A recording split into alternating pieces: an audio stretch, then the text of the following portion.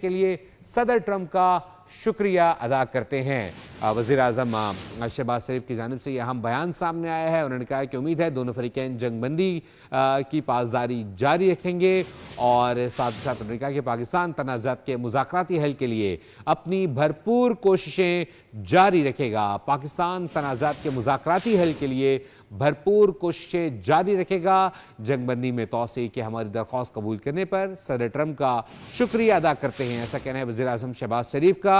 और सदर ट्रंप की जानिब से भी वज़ीर आज़म शहबाज शरीफ और फील्ड मार्शल सैयद आसिम मुनीर का नाम लेकर ही कहा गया कि इनकी दरख्वास्त पर जो अमेरिका है वो जंगबंदी में तोसी कर रहा है, ताहम ये तोसी जब तक किसी हतमी नतीजे पर नहीं पहुंच जाते जारी रहेगी। लेकिन साथ ही साथ उन्होंने वाज़ेह किया है कि अमेरिका की जानिब से ईरानी नाकाबंदी भी जारी रहेगी और उन्होंने कहा है कि उम्मीद है दोनों फरीकैन जंगबंदी की पासदारी के लिए मज़ीद इक़दाम भी करेंगे। ये बयान वज़ीर आज़म शहबाज शरीफ की जानिब से आया है। ताहम उन्होंने साथ ही साथ ये कहा है कि पाकिस्तान तनाज़ात के मुज़ाकराती हल के लिए भरपूर कोशिशें जारी रखेगा।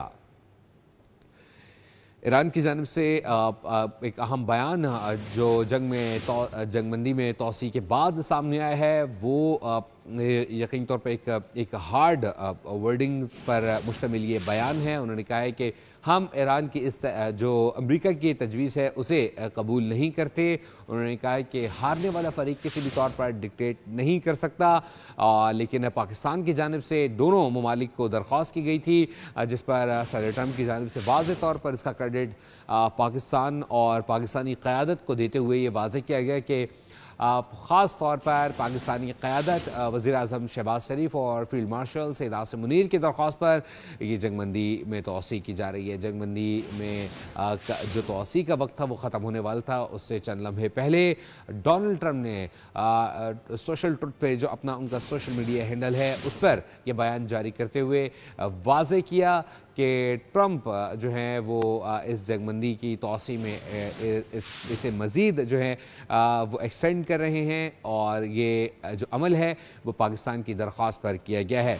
अब तक की अहम डेवलपमेंट जो डोनाल्ड ट्रंप हैं उनकी जानिब से जंगबंदी में तोसी की दरख्वास्त को कबूल करते हुए किसी नतीजे तक पहुँचने तक इस अमल को जारी रखने का ऐलान किया गया है। वज़ीर आज़म शहबाज शरीफ ने कहा है कि उम्मीद है दोनों फरीकैन जंगबंदी की पासदारी जारी रखेंगे और साथ ही साथ उन्होंने कहा कि पाकिस्तान तनाज़ात के मुज़ाकराती हल के लिए अपनी भरपूर कोशिशें जारी रखेगा।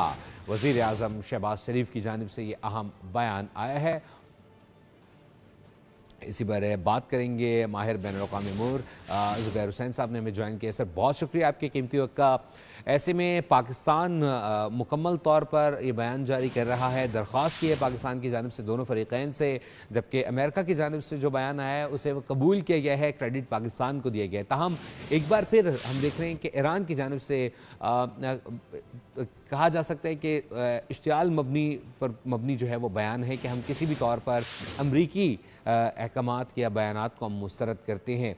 आप कैसे देखते हैं ये जो बयानबाजी इस वक्त चल रही है वो ख़ास तौर पे इनको सिर्फ स्टेटमेंट लेना चाहिए या फिर बदलती हुई सिचुएशन को ये डेवलप कर रहे हैं, आप क्या समझते हैं सर? देखें, इसको अगर आप डिप्लोमेसी की ज़बान में कहेंगे तो ये शैडो डिप्लोमेसी कहलाता है। यानी कि इनका अपनी आवाम के लिए बयानिया कुछ और होता है, लेकिन जो बैकडोर डिप्लोमेसी होती है वो कुछ और होती है। अगर हम यहाँ पर बात करें तो इसको हम कोबरा इफ़ेक्ट भी कह सकते हैं। यानी कि कभी ये अपनी ग्रिप मजबूत रखते हैं, कभी उसको लूज़ करते हैं। यानी कि ये आर्जी नहीं बल्कि मुस्तकिल हल चाहते हैं।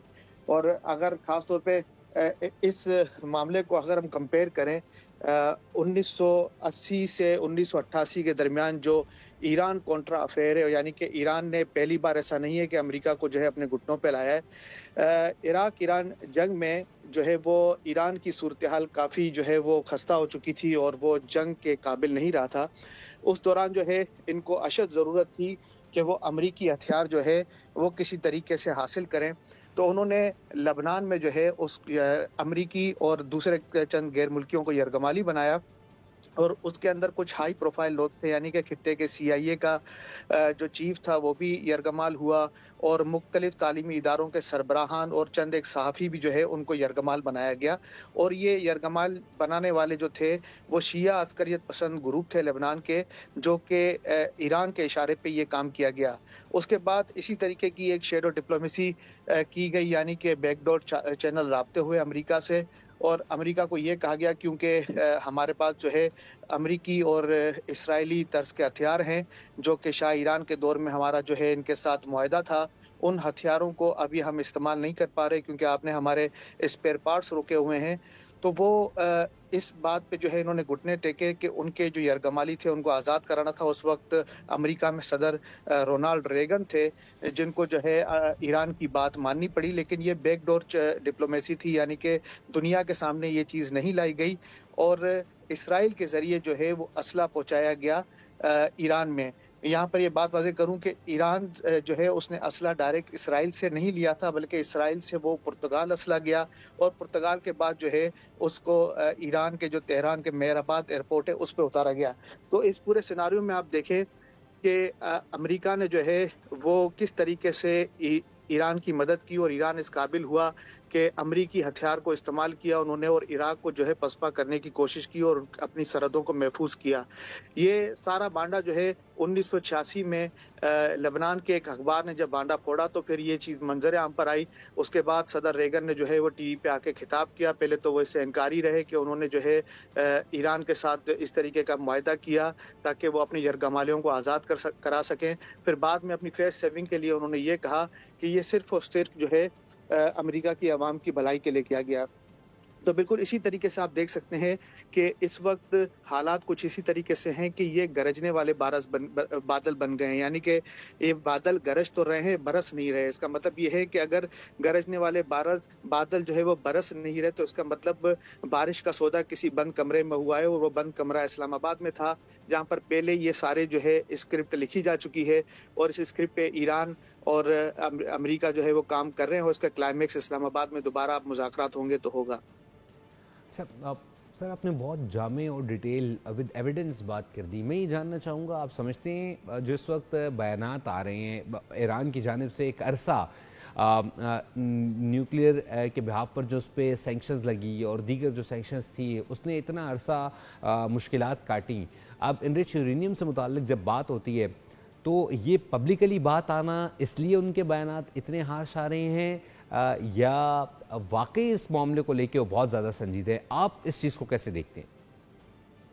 देखिए, जो इस तरीके के हालात पैदा होते हैं जहाँ पर इश्तियाल अंगेज़ी के बयानात आ रहे हों, और किसी किस्म का ना कोई आप ये समझें कि जारहियत दिखाई गई हो, ना मिसाइल अटैक्स हो रहे हैं, सिर्फ़ और सिर्फ़ बयानबाज़ी से काम लिया जा रहा है। उसका मतलब ये है कि दुनिया भर में सिर्फ़ ये जेस्चर दिया जा रहा है कि हम अभी भी अपने स्टांस पे खड़े हैं, और हम जो है वो पाकिस्तान या किसी ऐसे दोस्त मुल्क की बात में आके कहीं पर जाके हम अपने मुआहदे को फ़ाइनल करेंगे।